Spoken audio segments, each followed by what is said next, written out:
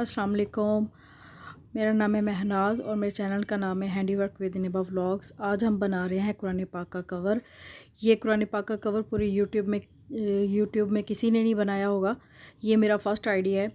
मैंने रोज़ा रखा तो मुझे एक आइडिया आया कि मैं इस तरह से ये बनाऊं जिससे हमारे कुरान पाक की हवा से जब हम पढ़ रहे होते हैं तो कुरान पाक के पेज उड़ रहे होते हैं।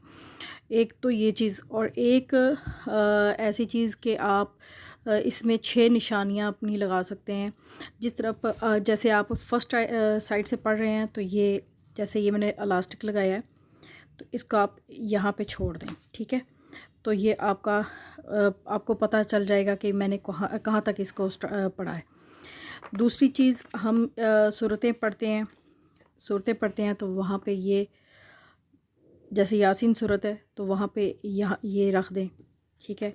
इसी तरह मुज़म्मल सूरत है, फ़तह सूरत है, कोई भी सूरत। तो ये मैंने 4 ये चीज़ें बनाई हैं, 4। और इसकी बैक साइड पे जैसे हम कुरान पाक का बैक सपारा पढ़ते हैं, आखिरी सपारा पढ़ते हैं तो वहाँ पे एक इलास्टिक। तो ये 2 इलास्टिक और 4 स्ट्रैप इसके मैंने बनाए हैं।